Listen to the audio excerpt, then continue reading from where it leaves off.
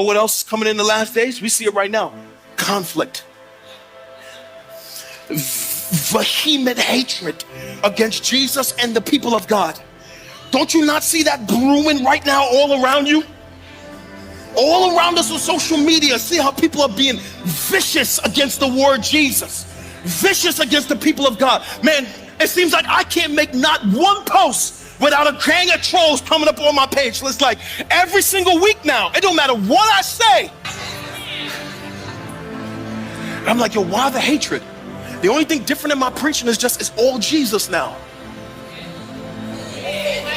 I'm just walking through Matthew.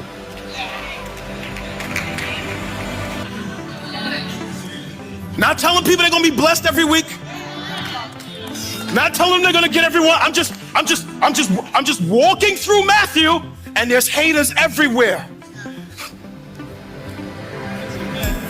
Why they so mad though, son? It's Jesus that's agitating them.